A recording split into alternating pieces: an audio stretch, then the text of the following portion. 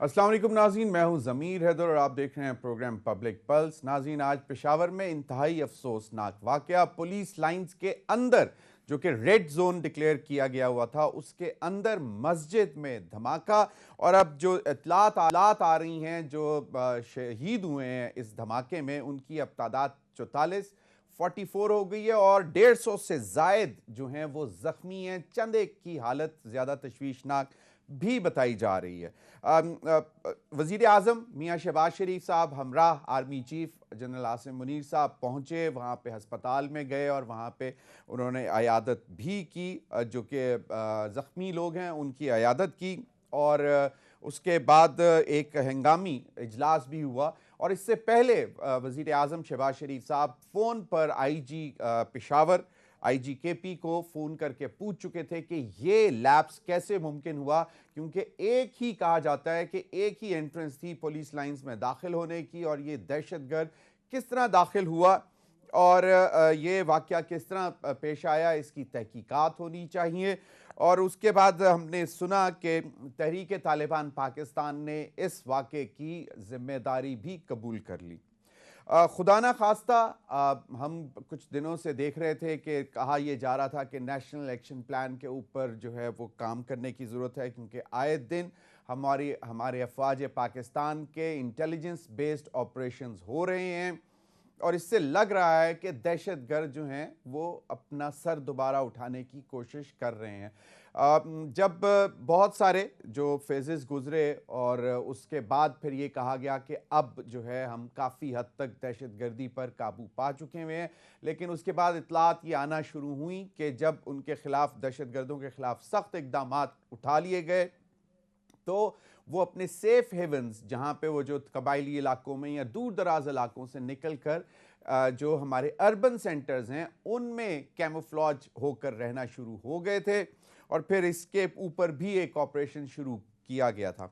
लेकिन आज के वाक़े के बाद लगता ऐसे है कि शायद जो कि हम पहले भी कहते रहे और आज ख्वाजा आसिफ साहब ने भी कहा कि तालिबान की हुकूमत है अफ़गानिस्तान में और हमारे उनके साथ बड़े अच्छे ताल्लुकात थे, हैं और इंशाल्लाह रहेंगे, लेकिन हम उनको ये कहते रहे कि आपकी सरजमीन जो है हमारे ख़िलाफ़ इस्तेमाल नहीं होनी चाहिए, क्योंकि कहा यह जा रहा है कि बहुत सारे तहरीक तालिबान पाकिस्तान के जो सरकर्दा लोग हैं जो कि ये दहशतगर्दी करते हैं, वो क्रॉस द बॉर्डर आते हैं, अपनी कार्रवाइयाँ करते हैं और वापस चले जाते हैं। तो ये एक मामला है। मौजूदा हुकूमत पिछली हुकूमत पर, इमरान खान साहब की हुकूमत पर इल्ज़ाम भी लगा रही है कि जी 2021 नवंबर में कुछ तहरीक तालिबान पाकिस्तान के लोगों को रिहा भी किया गया था और उस पर उस वक़्त भी सवालात उठे थे, लेकिन ये फ़ैसले कहाँ हुए, कैसे हुए और क्यों हुए, ये इमरान खान साहब बता सकते हैं या उस वक़्त की मिलिट्री इस्टेब्लिशमेंट बता सकती है। अभी हाल ही में नेशनल सिक्योरिटी कमेटी के इजलास होते रहे और इसी दहशतगर्दी के हवाले से, तहरीक तालिबान पाकिस्तान के हवाले से, उसमें KP के नुमाइंदगी नहीं हुई, KP के चीफ मिनिस्टर को नहीं बुलाया और मालूम भी था कि इस वक्त सबसे ज़्यादा जो सूबा निशाने पर है दहशतगर्दी के हवाले से वो KP और उसके बाद बलूचिस्तान है। और आपने देखा कुछ अर्सा पहले इस्लामाबाद में भी एक वाक़या होने जा रहा था जो कि एक पुलिस मैन इस्लामाबाद पुलिस के लोगों ने उसको नाकाम बनाया, उसको रोका और उसके नतीजे में एक हमारा पुलिस मैन भी शहीद हो गया। नज़र ये आ रहा है कि सिक्योरिटी इदारे, हमारे अफवाज पाकिस्तान और पुलिस, रेंजर्स और इन पर हमले जो हैं वो तेज़ी से होते हुए नज़र आ रहे हैं और इन्हीं को निशाने पे रखा हुआ है। इस पर भी बात करेंगे। दूसरी जानिब नाज़रीन, एक तो ये सूरत हाल कि दहशतगर्दी दोबारा सर उठा रही है, तो सिक्योरिटी सिचुएशन अलार्मिंग हो रही है, जिसके नतीजे में शायद फॉरेन डायरेक्ट इन्वेस्टमेंट तो दूर की बात, आपकी मुल्क की मईशत भी उस तरह जो है तेज़ी से नहीं चल सकेगी। और हम देख रहे हैं कि पेट्रोल की कीमत जब बढ़ी है उससे जो हालात पैदा हो रहे हैं, लोग परेशान हैं। 35 रुपये की सलामी, 35 रुपए की सलामी दी गई मरियम नवाज साहिबा को जब वो लाहौर पहुंची और उन्होंने ये कहा कि आप डार साहब के साथ उनको सपोर्ट करें। प्राइम मिनिस्टर शहबाज शरीफ को सपोर्ट करें। बहुत जल्द मुल्क के हालात जो हैं ठीक करने में हम कामयाब हो जाएंगे। इस पर भी बात करेंगे कि ये अगर मामलात ऐसे ही चल रहे हैं तो ये जानबूझकर भी हो रहा है कि शायद इलेक्शंस जो कि अभी केपी और पंजाब में होने हैं 90 दिन के अंदर, उनकी असेंबलियां तहलील होने के बाद उनको डिले करने की कोशिश की जा रही है। उसमें आज़म नज़ीर तारड़ साहब जो कि लॉ मिनिस्टर हैं, उनकी भी हमने गुफ्तगू सुनी।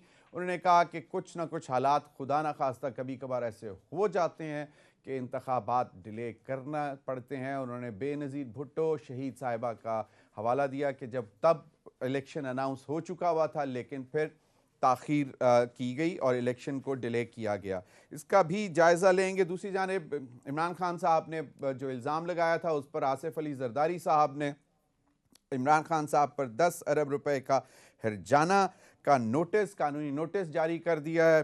इस पर भी बात करेंगे। और सबसे अहम बात, आज इस्लामाबाद में आम तातील का ऐलान कर दिया गया था क्योंकि कहा यह जा रहा था कि जो मुत्तहिदा अरब अमारात के सदर का सरकारी दौरा होना था आज एक दिन का, लेकिन वो मुलतवी हो गया। वो पिछले कोई 4 दिन से रहीम यार खान में मौजूद थे, अपने निजी दौरे पर आए हुए थे, लेकिन आज का सरकारी दौरा जो है वो मुलतवी कर दिया गया। वाज़ेह रहे कि प्राइम मिनिस्टर शहबाज शरीफ साहब उनको जब वो रहीम यार खान आ रहे थे तो वहाँ रिसीव करने भी गए थे। इन्हीं तमाम मामलात पर बात करने के लिए इस्लामाबाद स्टूडियो में मेरे साथ ईसा नकवी, सहाफ़ी, तज्ज़ियाकार, बहुत बहुत शुक्रिया ईसा आपके वक्त का। मेरे साथ मौजूद हैं अमीर अब्बास, सहाफ़ी, तज्ज़ियाकार, बहुत बहुत शुक्रिया अमीर अब्बास आपके वक्त का भी। फिरदौस शमीम नकवी साहब ने हमें ज्वाइन करना था, वो अभी तक हमारे साथ मौजूद नहीं है। अगर इजाज़त दें तो पहले ज़रा थोड़ा सा ईसा इस तरफ रोशनी डालें। ये नेशनल इलेक्शन प्लान भी बना, नेशनल सिक्योरिटी कमेटी की भी हाल ही में इजलास भी होते रहे, दहशतगर्दी दोबारा सर उठा रही है। पहले बहुत ज़ोरों पे देखा बलूचिस्तान में, अब फिर उसके बाद केपी में भी, और तकरीबन every other day, second day और थर्ड डे हमें इतलात भी आ रही होती हैं कि इंटेलिजेंस बेस्ड ऑपरेशंस भी हो रहे हैं जिसमें अभी तक तो तादाद कम है लेकिन खुदा न खास्ता हमारे जवान भी शहीद हो रहे हैं। तो ये नई लहर अफ़गान तालिबान से हम क्या कहें कि भाईजान, जब आपसे रिक्वेस्ट की थी कि आपकी सरजमीन नहीं इस्तेमाल होनी चाहिए हमारे ख़िलाफ़, क्योंकि अभी तक यही है। आज ख्वाजा आसिफ साहब भी यही कह रहे थे कि आते हैं वहाँ से और दहशतगर्दी करते हैं और प्लान करते हैं और फिर वापस भी चले जाते हैं। मुनीर, इस मुल्क पर आसेब का साया है या क्या है कि हरकत तेज़ तर है और सफ़र आहिस्ता आहिस्ता। आप अंदाज़ा लगाएं ज़मीर साहब, रवायती घिसे पिटे बयान, उसके बाद उसी तरह कैमरे के ऊपर आकर जहाँ पर DSNGs देखी, TV चैनल के कैमरास देखे, वहाँ पर हाथ हिला हिला कर, सीना ठोक ठोक कर बातें करना शुरू कर देना। आप अंदाज़ा लगाएं, आप अफ़गानिस्तान तो पाकिस्तान के ख़िलाफ़ टेरर लॉन्च पैड के तौर पे को आज की बात नहीं है, 2 दहाइयों से इस्तेमाल, उससे पहले भी होता रहा है। पाकिस्तान में दहशतगर्दी के लिए अफ़गानिस्तान की सरजमीन इस्तेमाल होती रही है। आपने क्या दावे किए थे? आपने बाढ़ भी लगा दी, आपने काबू भी पा लिया था। आप एग्जैक्टली कर ये रहे हैं कि आप सिम्टम्स को ट्रीट कर रहे हैं, आप कॉजेज़ को नहीं जा रहे, आप अलामात का इलाज कर रहे हैं, आप रीज़न्स और वजूहात के ऊपर नहीं देख रहे। इस वक्त आपके मुल्क में ये दहशतगर्दी रोकने के लिए मैं किसके हाथ पे अपना लहू तलाश करूं? तमाम शहर ने पहने हुए हैं दस्ताने। ज़मीर साहब, आप मुझे एक बात बताएं, इस सूरत हाल ये है कि ट्रांजिशन फेज़ में निगरान काबीना में कौन है? आपको पता है कि किसके पास है जिम्मेदारी दाखिला की? अभी तक पोर्टफोलियो नहीं दिया गया। एक शख्स है वो निगरान, जाहिर है कि उस वक्त तक कलमदान उसके पास है, अभी वो ट्रांजिशन फेज़ में नहीं आए। फिर आप ये इल्ज़ाम तराशी शुरू कर देंगे, लेकिन जो नेशनल पॉलिसी है, एक बिखरा हुआ मुल्क, सियासी तौर पर पारा किरची हुआ मुल्क, कैसे वहाँ पर आप इस किस्म के वाक़यात को रोकेंगे? जिस मुल्क का वज़ीर दाखिला, साथ में पंजाब जैसे सूबे का सूबाई सदर भी है मुस्लिम लीग नवाज़ का, उसने टिकटें भी बांटनी है, उसने पार्लिमानी बोर्ड में भी बैठना है, उसने ये भी बताना है फ़लाँ को टिकट दे दो, फ़लाँ को ना दो, इंटरव्यूज़ भी करने हैं। 10 दिन अपनी बाज़ पर्स के लिए जो है वो लंदन बैठे रहते हैं, वहां पर वो सियासत चल रही है, फिर उसके लंदन बाद वो सुना है कोई माफीनामा देखें, के लिए गए थे अगरचे ये प्रोविंशियल पंजाब सब्जेक्ट फिएस्को है के बाद। हाँ, तो बिल्कुल जाहिर है उनके ऊपर मलबा गिरा, ये तो एक ओपन सीक्रेट है, तो उन्होंने खुद इस बात का इकरार भी किया इस बात को। अता तारड़, मलिक बिल्कुल। अहमद खान, राना सनाउल्लाह इनके ऊपर आया था। लेकिन ये जो पॉलिसी है नेशनल लेवल के ऊपर, ये इसका एक इजहार सिर्फ एक सूबे में नहीं होता कि एक आपका जो देखें जिस तरह इंसानी जिस्म है ना, जिस्म का एक हिस्सा आपका पाँव खुदा न खास्ता तकलीफ करने लग जाए और आप पाँव रखने के काबिल ना हो ज़मीन पर, तो फिर आपके जिस्म का हर हिस्सा वो दर्द महसूस करता है। सही। और ये जो पॉलिसी है, जो ब्रेन है, जो सेंटर है, उसने कंट्रोल करने, वहाँ पर क्या चल रहा है, तो आप कैसे दहशतगर्दी को कंट्रोल करेंगे? दहशतगर्दी ऐसे कंट्रोल हो जाएगी। अफगानिस्तान आपका 2670 किलोमीटर का बॉर्डर है अफगानिस्तान के साथ। मगरबी सरहद से आपको जो मसाइल हैं इंडिया समेत, वहाँ पर जो इंटरनेशनल एजेंसीज एक प्रॉक्सी वॉर लड़ती रही हैं और वो टेरर लॉन्च पैड के तौर पे पाकिस्तान के खिलाफ इस्तेमाल होता है। आप पहले अपना हाउस एंड ऑर्डर तो करें ना, उसके बाद अफगानिस्तान को भी निपटें, इस अफगानिस्तान को भी देखें। और अफगानिस्तान के हवाले से यूनानिमस अप्रोच नहीं है। हमारी पॉलिटिकल लीडरशिप, हमारी सिविल और मिलिट्री लीडरशिप जो है उसके सफ़ात मुख्तलिफ हैं। 15 ये अगस्त 15 अगस्त 2019 15 अगस्त 2022 2021 आपकी पॉलिसी डिफरेंट थी। उसके बाद आपने देखा कि जनाब हुकूमत चेंज हो जाती है। उस वक्त ये तो रियासत की पॉलिसी होनी चाहिए, चेहरा तब्दील होने से पॉलिसी तो नहीं तब्दील होनी। आप पहले खुद तो डिसाइड कर लें कि आपके मुल्क की अफगान तालिबान के हवाले से पॉलिसी क्या है। और फिर हमने एक विक्ट्री सिप भी वहां पे देखी काबुल में 15 अगस्त 2021 के बाद, जो कि किसी से ढकी छुपी नहीं है। अमीर अब्बास क्या कहते हैं कि ये अब वाकई हमें मतलब ये एक इक्का दुक्का ऐसे ही वाकया हुआ है दहशतगर्दी का, या वी शुड बी प्रिपेयर्ड कि अब ये दोबारा सर उठाएगी दहशतगर्दी अपने पूरे जोर से? देखिए, उठा चुकी है जमीर साहब, उठाएगी नहीं, उठा चुकी है। और खैर आज जिस दहशतगर्द ने ये पेशावर में वाकया किया, मैं तो समझता हूँ कि ये बड़ा मासूम और बड़ा छोटा दहशतगर्द था। आज इस रियासत के लिए इससे बड़े कुछ दहशतगर्द हैं जिनके ऊपर चूंकि रियासत मसरूफ है, इसलिए वो छोटे छोटे जो दहशतगर्द हैं उनको नजरअंदाज कर रही है। बड़ा दहशतगर्द कौन है इस वक्त रियासत की नजर? वो है इमरान खान नामी एक शख्स जो लाहौर में जमान पार्क में बैठा। रियासत पहले उस दहशतगर्द का तो कला कमा कर ले। इस मुल्क का सबसे बड़ा अस्कियत पसंद कौन है? वो फवाद चौधरी है जिसके मुंह पर काला कपड़ा डालकर उसको लाया जाता है। इस मुल्क का सबसे बड़ा इंतहा पसंद कौन है? वो सेनेटर आजम सवाती है, 75 साल का एक बूढ़ा दहशतगर्द। इस मुल्क का शिद्दत पसंद सबसे बड़ा कौन है? वो शहबाज गिल है। रियासत उन बड़े दहशतगर्दों को डील कर रही है। आप क्यों अंडर एस्टिमेट कर रहे हैं रियासत को? आप क्यों मजाक, क्यों सवाल उठा रहे हैं आप इस हुकूमत की कारकर्दगी? भाई वो ये ज्यादा खतरा है इस वक्त रियासत के लिए, ये ज्यादा थ्रेट टू आवर सिक्योरिटी है। ये पाकिस्तान की कौमी सलामती के पीछे पड़ा हुआ है इमरान खान, उसको तो पहले खत्म कर लेने दें। ये तो मारने शायद के लाल पहले हवेली था अमीर अब्बास, ट्रेनिंग सेंटर शायद लाल हवेली था जो जिसको सील कर दिया। बड़े इंपॉर्टेंट इश्यूज है ना ये, इन चीजों को एड्रेस करना जरूरी। बहुत बड़ा भाई, वो लाल हवेली जो है वो तोड़ा बोरा है जमीर हैदर साहब। ये लाल हवेली तोड़ा बोरा है, जहां दाइश भी बैठी हुई थी, जहां बोको हराम भी बैठी हुई थी, जहां अलकायदा भी बैठी हुई, जहां तालिबान भी। उसको सील करना बहुत जरूरी था ना। ये कम वक्त तो ऐसे ही बेचारा छोटा सा लौंडा पड़ा होगा जिसने पेशावर में जाके फाड़ दिया अपने आप को, उसको सील करना बहुत जरूरी था। तो लिहाजा रियासत की तवानाई को आप अंडर एस्टिमेट ना करें, रियासत की मेहनत को अंडर एस्टिमेट ना करें, उसके लिए स्टैंडिंग ओवेशन दें, अप्लॉज करें उनको, बड़ा शानदार काम कर रहे हैं। और एक इस मुल्क का वजीर दाखिला राना सनाउल्लाह, इन 9.5 महीनों में आप बताएं कि उस राना सनाउल्लाह ने, वजीर दाखिला ने, पंजाब की हुकूमत गिराने के लिए पंजाब में कितने दौरे किए हैं, पंजाब में जोड़ तोड़ करके अपनी हुकूमत लाने के लिए पंजाब में कितने दौरे किए हैं। और फिर यह बता दें कि राना सनाउल्लाह ने दहशतगर्दी की सरकोबी के लिए कितनी हरकत और कितनी फुर्ती दिखाई। हाँ, लंदन में जो किबला और काबा मुस्लिम लीग नून का एवन फील्ड, वहां राना सनाउल्लाह ने कितने दौरे किए, और पाकिस्तान में अमन अमान के लिए राना सनाउल्लाह ने क्या काम किया है। राना सनाउल्लाह साहब की प्रेस कॉन्फ्रेंसेस उठा के देख लें आप। उन प्रेस कॉन्फ्रेंसेस में आप जरा तनासुब देखें कि उन्होंने पाकिस्तान में पीस, सिक्योरिटी, स्टेबिलिटी के हवाले से कितनी दफा कलाम किया है। उन्होंने इमरान खान को तुम देने के लिए कितनी दफा कलाम किया। तो जमीर साहब वो ठीक ट्रैक पे चल रहे हैं। हम हैं सारे उल्लू के पट्टे, हम हैं ऐसे बकबक करते हैं बैठ के ऑल फॉल बकते हैं, वो बिल्कुल ठीक चल रहे हैं, उनको चलने दें आप जो कर रहे हैं। चलें, आपकी बात मान लेते हैं, लेकिन आपने अब कहा कि ये बाकायदा तौर पर दहशतगर्दी तो सर उठा चुकी हुई है। फिरदौस शमीम नकवी साहब, सीनियर रहनुमा पाकिस्तान तहरीक इंसाफ, हमारे साथ मौजूद हैं। भाई, स्टेट की रिट को दोबारा एक दफ़ा चैलेंज किया जा रहा है, दहशतगर्दी दोबारा सर उठा रही है।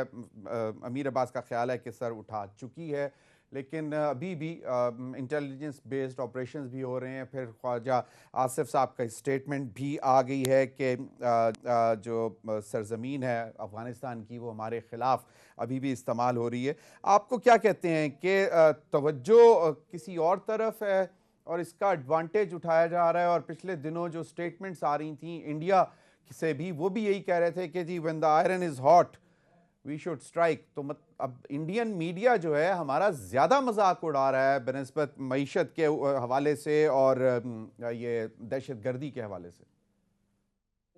जमीर साहब, प्रॉब्लम इससे पहले ही ज्यादा सीरियस है। मेरे ख्याल से एक इंटरनेशनल कॉन्स्पिरेसी है कि पाकिस्तान को अफगानिस्तान से लड़वाया जाए और पूरा केपी का परफॉर्मेंस जो है वो डिस्टेबलाइज करवाया जाए। इससे कि ड्यूरेंट लाइन की जो सैंक्टिटी स्टैब्लिश हुई है उसको इन डाउट लाने की पूरी कोशिश की जा रही है। We are playing on somebody else's agenda again, और ये इतना खतरनाक खेल है पाकिस्तान के लिए। देखिए, हमें इस चीज के अंदर कोई शक नहीं होना चाहिए कि जब से हम न्यूक्लियर पावर बने, सारी दुनिया जो है, जो वेस्टर्न वर्ल्ड है, जो अमेरिकन ब्लॉक है, वो पाकिस्तान के बॉम्ब को इस्लामिक बॉम्ब समझते हैं। उनको इस बात का बेतहाशा खतरा है कि जो न्यूक्लियर प्रोलिफरेशन है वो दुनिया भर में अगर कहीं से शुरू होगी तो वो पाकिस्तान से शुरू होगी। वो पाकिस्तान को डीन्यूक्लियराइज करना चाहते हैं। डीन्यूक्लियराइज करने के लिए वो पाकिस्तान को हर तरीके से स्ट्रैंगल कर रहे हैं। इकोनॉमिकली भी करेंगे और पॉलिटिकली भी करेंगे। तो इसलिए हमारी जो हुकूमतें हैं, ये जिनको लाया गया है, जिनको एक एजेंडा पे लाया गया है, हमेशा पाकिस्तान के साथ ये साजिश हुई है। ये ऐसे ऐसे हुक्मरान लाए गए हैं जिन्हें जो कुछ उन्हें डिलीवर करना होता है वो उनसे डिलीवर कराते हैं और उसके बाद खुदा हाफिज हो जाता है। अब हक वक्त आ गया कि पाकिस्तानी कौम जागे, इन साजिशों का इदराक करे और ऐसे लोगों को खुदा हाफिज कर दे जो किसी और मुल्क के एजेंडा पे चलते हैं। और हमारी अफवाज आलम इसकी जो कुछ सूरत हाल है, कहाँ से डायरेक्शन मिल रहा है, क्या हमारी इंडिपेंडेंट कोई कोर्स ऑफ एक्शन है, नेक्टा की फेलियर्स की वजूहात क्या हैं, क्यों हमने तालिबान के साथ बातचीत नहीं कर रहे। पहले कंट्रोल आ गया था, 3 साल बिल्कुल अमन रहा है। ये अफगानिस्तान में तालिबान आ जाने के बाद इन पावर अफगानिस्तान में अमन आ गया। अफगानिस्तान में अब कोई बमबारी नहीं हो रही, पाकिस्तान में शुरू हो गई। वाकयात वहां पे भी हो रहे हैं। हमारी एम्बेसडर पे अटैक हुआ। पानी खर जाती है उन लोगों से जो औरतों को कुछ मिलना भी नहीं पसंद करते, और बिलावल भुट्टो भाग जाते। वो सारी दुनिया में घूमते फिर रहे हैं, शायद पाकिस्तान में कम दिन रहे हैं जब से वो वजीर खारजा बने। लेकिन जहां आपका मेजर प्रॉब्लम चल रही है उस जगह वो जा ही नहीं रहे, उसको जगह कोई डायलॉग ही नहीं शुरू कर रहे, कहीं बैठ ही नहीं रहे। मिनिस्टर ऑफ स्टेट कोई अफगानिस्तान को रिप्रीव दिया। सही, तो प्रायोरिटीज नहीं है and we should be watchful कि कोई एक दफा फिर दोबारा फॉरेन एजेंडा जो है इसके पीछे मुलव्वस है। This is what your point is.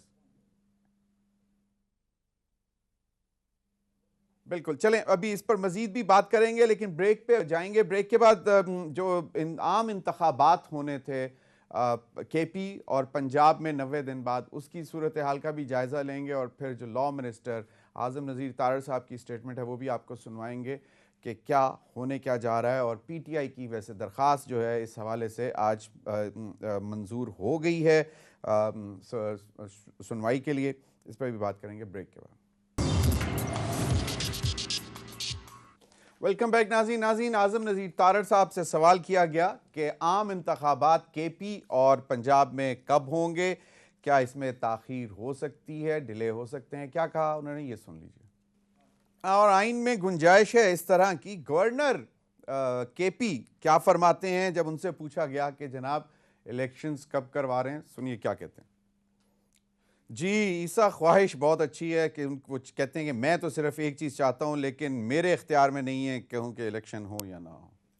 और फिर उन्होंने कह भी दिया इस्टेब्लिशमेंट हालांकि ना लेना ना देना। ऐसे ना कोई बिगड़ा हुआ रईस ज़्यादा जो है वो अपनी गाड़ी नहीं चलाता जैसे ये मुल्क चला रहे हैं। अब आप वज़ीर कानून की बात सुने, वो जहन बना चुके हैं। उनकी गुफ्तगू से झलकता ये है कि he is mentally prepared, he has decided, और वो फ़िज़ा बना रहे हैं। गुंजाइश मौजूद है, गुंजाइश मौजूद है। गुंजाइश तो ये भी मौजूद है कि आप 25वें फ्लोर पर खड़े हैं, उसके एज के ऊपर खड़े हैं, और आपकी जिस्म में ये गुंजाइश मौजूद है कि आप एक कदम और उठा लें। आप उठाएंगे? आपने मुल्क चलाना है, आपने क्या करना है। दे हैव टू सी कि इस वक्त क्या हो रहा है। जाएं, लोगों को देखें, सड़कों पर गलियों में जाके लोगों से मिलें, बात करें। अगर आप में इतना चेहरा रह गया ना लोगों को फेस करने का, 35 रुपए तक बात भी नहीं रुक रही। यही तो खौफ है। नहीं तो इसका क्या मतलब है कि जो एक आपकी आईनी प्रोविजन है उसमें ये कहा जाता है, तो ऐसा कौन सा काम हुआ, ऐसी क्या चीज हुई है जिसकी वजह से ये कह रहे हैं कि जनाब इसको डिले कर दें। अभी तक तो खुदा ना खास्ता अब मोहतरमा बेनज़ीर शहीद की मिसाल दे रहे हैं। मतलब किसी को मारने का प्लान है क्या? ये नहीं, this is not like exactly, ये नहीं होनी चाहिए। ये क्या एग्जांपल आप दे रहे हैं कि वो शहीद हो गई थी तब हो गया था, उस वक्त ये हुआ था, उस वक्त ये हुआ था। इस वक्त ऐसा क्या हुआ है कि आप माहौल बना रहे हैं और ये बता रहे हैं कि अगर फलां फलां फलां में से कोई चीज हो गई तो फिर फाइनेंशियल इमरजेंसी का भी तो सुन रहे थे हम। फाइनेंशियल इमरजेंसी देखें इस वक्त 35 रुपए की तो फाइनेंशियल मतलब जो तोपों की 35 तोपों की सलामी मोहतरमा को मिली है मरीम नवाज साहब। इस हुकूमत को कोई समझ नहीं आ रही कि हमने इसको कैसे हैंडल करना है। इसहाक डार साहब ने जो ब्लड बाथ क्रिएट किया है, जो कुछ हुआ है, जमीर साहब आप तो इकोनॉमी को बड़े अच्छे से समझते हैं। मैंने डार साहब को बहुत अच्छे कवर किया, बड़े प्रैक्टिकल आदमी हैं। उन्होंने आके कैप किया तो उनको क्योंकि ये यकीन नहीं था उनकी हुकूमत रहेगी कि नहीं, उन्होंने कहा कि डॉलर कैप कर दो, क्योंकि वो जाहिर है कि वो स्लाइड कर रहा था। ये जो सारी सूरत हाल बन रही थी तो उसकी वजह से ये सारा क्रिएट हुआ। मिफ्ता इस्माइल इनको 9 साढ़े 9 अरब डॉलर दे के गए थे भाई। ये कौन सी ये जादू की छड़ी लेके आए, ये 3.5 और मिफ्ता इस्माइल साहब की आज मैं की स्टेटमेंट देख रहा था, उन्होंने कहा कि डार साहब की जो फाइनेंशियल पॉलिसीज हैं उनकी वजह से हम इस नहज पे पहुंचे हैं। अमीर अब्बास, कौन सी रीजंस हो सकती हैं, जो ईसा भी पूछ रहा है कि भाई रीजन बताएं कि अभी क्या रीजन है, वो पहले हुई, अभी क्या होने जा रहा है जिसकी वजह से इंतखाबात डिले हो सकते हैं। तो मतलब वी शुड बी रेडी के there are no general elections in KP and Punjab.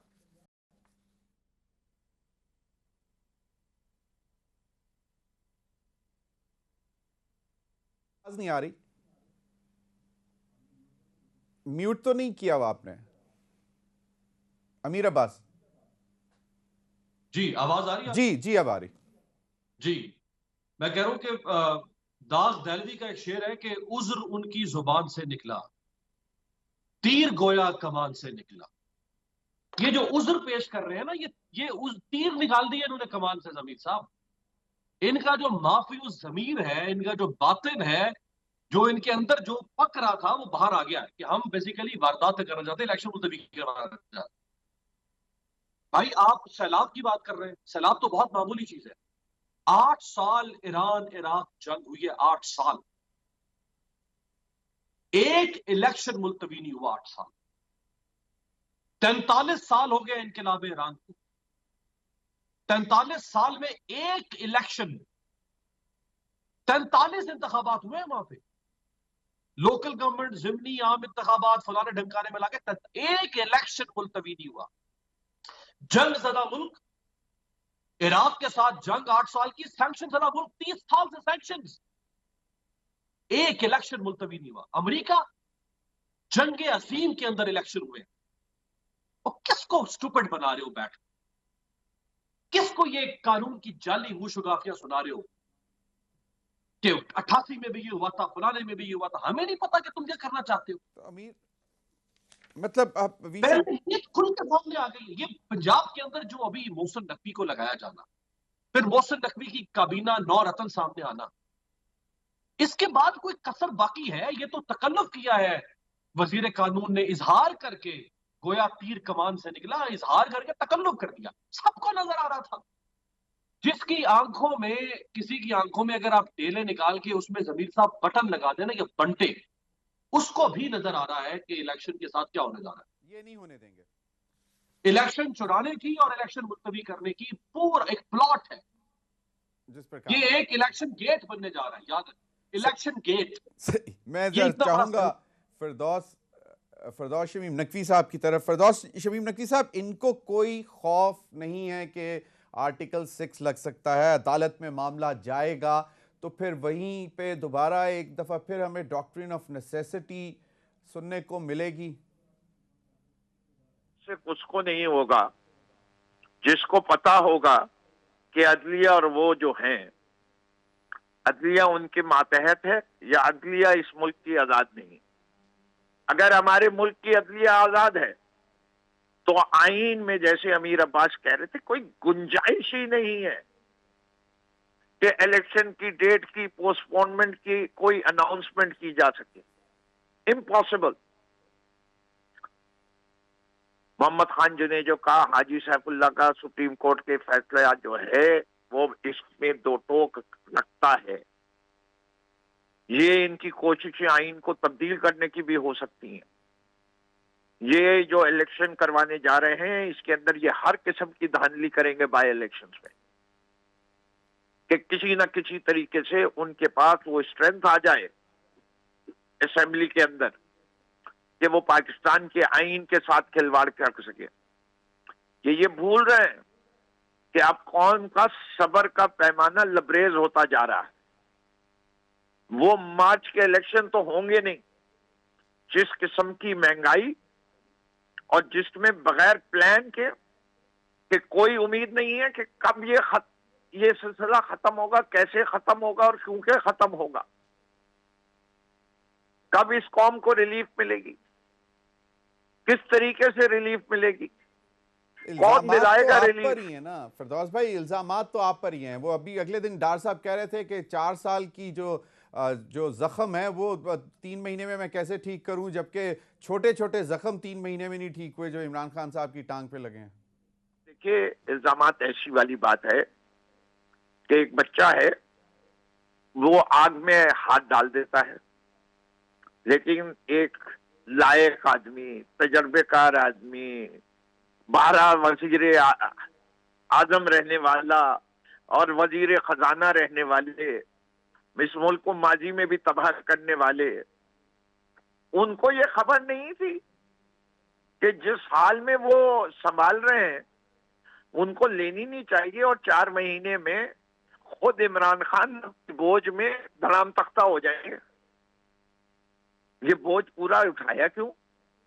और अगर उठाया भी था तो फिर फौरन ये इंतखाब कराते, 5 साल के लिए आते, पूरा केस पब्लिक के पास लेके जाते कि इमरान खान ने ये तबाहियां कर दी हैं, सारी दुनिया मानती। बिल्कुल सही। और वो 5 साल के लिए आते और फिर सुकून के साथ इस मुल्क के हालात को सही करते। देखिए, बिल्कुल सही बात है। और यही कहा जाता है बिल्कुल फरदौस शमीम नकवी साहब के सियासी इस्तेहकाम जो है वो मुआशी इस्तेहकाम लाएगा, और सियासी इस्तेहकाम जो है वो इंतखाबात के बगैर इन हालात में नहीं आ सकता।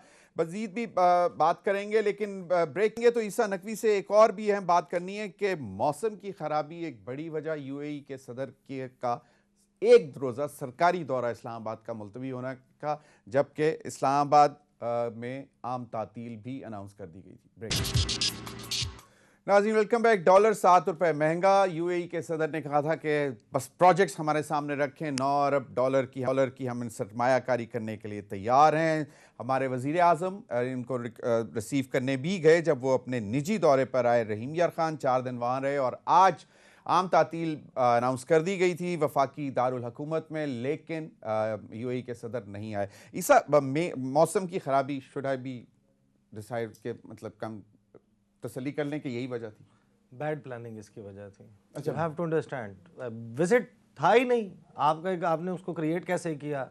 वो यहाँ पर आए क्यों थे? सबसे पहली बात, वो अपने निजी दौरे पे थे। शहबाज शरीफ साहब पहले हमें ये बताएं कि वो निजी दौरों पे लंदन जाते हैं, वो निजी दौरों के ऊपर हमारे लोग यूएई जाते हैं, इनके 2 घर हैं ना वहाँ पे, ये जाते हैं, इनको कितनी दफ़ा को रिसीव करने आता है? आपने कभी सुना बोरिस जॉनसन ने, थेरेसा मे ने, किसी और ने वहाँ पर जाके, गोर्डन ब्राउन ने, किसी और ने जाके, छोड़े फॉरेन कॉमनवेल्थ ऑफिस के किसी अफसर ने जाके इनको रिसीव किया जब ये हीथ्रो एयरपोर्ट पे उतर के अपार्टमेंट्स की तरफ जाते हैं? कभी किसी ने, आपने सुनी खबर? नहीं। कभी आसिफ अली जरदारी जब निजी दौरों पर जाते थे, जब वो सिटिंग प्रेसिडेंट भी थे, तो यूएई में कभी उनको इस तरीके से किसी ने रिसीव किया? नहीं। तो वो भी प्राइवेट विजिट पे आए थे। सर्बिया से एक परिंदा जो है वो सर्बियन ब्रीज से तंग आके सेंट्रल एशियन स्टेट से सर्दी में फड़फड़ाता हुआ पाकिस्तान में पनाह लेने आता है और आपका मुल्क उसको शिकारगाह बना देता है और कहता है कि जनाब गल्फ़ के ममालिक, हमारे लोग शिकार नहीं कर सकते, वो आएँ यहाँ पर शिकार करें। 1978 में इंडिया ने पाबंदी लगा दी थी। ये ममालिक अपने यहाँ भी आता है परिंदा, उसका शिकार नहीं करते, वहाँ पर उसकी अफसाइश नस्ल के काम कर रहे हैं। चलें, अच्छा ठीक है, आप गरीब मुल्क हैं, बेगर्स कांट बी चूज़र्स, आपको अरबों डॉलर चाहिए, वो इन्होंने देना है, आपने पॉलिसी रख ली कि इसके अगेंस्ट हम इनके साथ अपने ताल्लुकात बेहतर बना सकते हैं। फ़ाइन, मैं इस पे एग्री कर लेता हूँ, चलें रियासत की पॉलिसी है। ये क्या कहानी हुई कि जनाब वो निजी दौरे पर जब पहुँचे हैं तो वज़ीर आज़म नवाज शरीफ, निगरान वज़ीर आला मोहसिन नकवी, वज़ीर इत्तलात मरियम औरंगज़ेब, मुअव्विन ख़ुसूसी तारिक फ़ातिमी, अता तारड़ और लाओ लश्कर लेके वहाँ पर पहुँच गए और फिर उसके बाद आपने वहाँ पर गुफ्तगू कर ली। आपकी उनसे बात हो चुकी थी, फिर आपने वहाँ पर, जिस तरह वो कहते हैं ना, कि फिर मैंने हिम्मत और हौसला जमा किया और फिर मैंने उनको कहा $1 अरब और दे दे।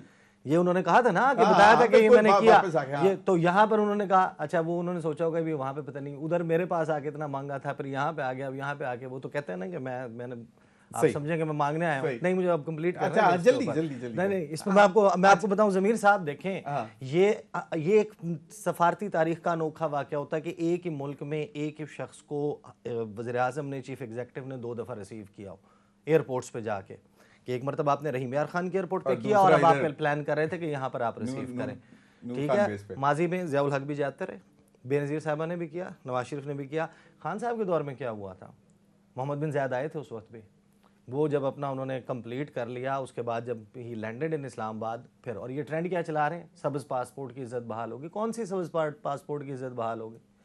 आपने क्वेश्चन ही नहीं छोड़ा था। एक शख्स 3 या 4 दिन का क्वेश्चन रख के आया था, आगे उसकी यूएई में एंगेजमेंट से उसने वापस जाना था, आपने टिल लगा लिया, ज़बरदस्ती कर दी, फिर आपने अनाउंस कर दिया, बिल बोर्ड्स लगा दिए, छुट्टी अनाउंस कर दी, पॉलिटिकल माइलेज लेना था। उनके पास 1 घंटे का क्वेश्चन भी नहीं था, बहुत वेदर की वजह बात है कि 1 घंटे का क्वेश्चन नहीं था कि वो 1 घंटा फ्लाइट डिले के साथ आ सकते, इतना टाइट शेड्यूल था। It was bad planning. अगर पूरा दिन होता उनके पास तो वो दौरा हो जाता। फिर तो bad planning. It was not only bad planning, it was, अपने कहते हैं, आपने झूठ बोला उनसे भी और आवाम से भी।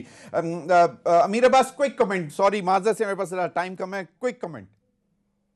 मुझे तो ये मौसम वाला जो बहाना, ये तो बहाना ही लग रहा है, मुझे नहीं लगता कि इसमें कोई दमखम है। अगर उन्होंने कोई डील वील करनी थी, पाकिस्तान को कुछ देना था, तो वो तकरीब रहीम यार खान में भी हो सकती थी। रहीम यार खान कोई जबले अली में या कहीं कोई अबू धाबी में तो नहीं है ना, जब रहीम यार खान पाकिस्तान में ही है ना। अगर वजीर आजम जाके इस्तकबाल कर सकता है, तो अगर उन्होंने कुछ देना था, कोई फॉरेन डायरेक्ट इन्वेस्टमेंट लानी थी यूएई ने, अबू धाबी ग्रुप जो उनका है, जो पहले पाकिस्तान में एक बैंक उनका है, एक मोबाइल कंपनी उनकी रही, एक इंटरनेट कंपनी उनकी रही, बड़ा इन्वेस्टमेंट उनकी पाकिस्तान में रही, वो कुछ भी करना था आपको वहां पे करवा देते, तकरीब आप वहां कर लेते, लेकिन कुछ था ही नहीं। अब उसको मौसम का जवाब bilateral plan, it was totally A private visit ना, जिस तरह ईसा कह रहे हैं। हाँ, तो आप उसको, तो आपका मुल्क का वजीर आजम इस तरह की हाइप करेगा तो वो तो बहुत शर्मिंदगी की बात है हमारे लिए भी, और जो मेहमान आया वो भी कहेगा कि यार मेरे मुतालिक क्या इंप्रेशन ले रहे होंगे ये लोग, कि जी मेरा तो प्लान ही था, ऐसा कह रहे 1 घंटे का मार्जिन नहीं था। फिरदौस शमीम नकवी साहब। जी अमीर। तरसे हुए लोग क्या करते हैं ज़मीर साहब, तरसे हुए लोग यही करते हैं। तरसे हुए लोग हमें और मार रहे हैं। बिल्कुल आप सही कह रहे हैं, बिल्कुल। फिरदौस शमीम नकवी साहब, quick comment sir. Foreign minister साहब किधर थे? अगर इतना इंपॉर्टेंट ट्रिप था, वो मॉस्को में बैठे हुए थे। क्या प्लानिंग है इस हुकूमत की? अगर ये इतनी शॉर्ट टर्म प्लानिंग कर रही है और अपने आप को कहते हैं हम बड़े तजर्बाकार और लायक लोग हैं, हर जगह हर महाज पे इनको फेलियर और इनके सामने आ रहा है। चाहे बिजली, बड़े जोर जोर से बोलते थे कि ये अगर बिजली जाती है तो इसके ऊपर ये होना चाहिए, ये होना चाहिए, ये होना चाहिए। बिजली गई, कुछ नहीं हुआ। डॉलर 200 से नीचे लाएंगे, नहीं ला कुछ सके। नहीं हुआ। वेरी महंगाई राइट। 9% से कम लाएंगे, अभी कुछ तक नहीं हुआ। तो कंप्लीट फेलियर। और अब तो बहुत सारे ऐसे लोग भी बोल रहे हैं जो कि इस रिजीम चेंज के हवाले से कोई बात भी नहीं करते थे। ईसा नकवी, मीर अब्बास, फरदौस शमीम नकवी, आप तीनों का बहुत बहुत शुक्रिया। नाज़रीन, अपना इजाजत दीजिए। अल्लाह हाफिज।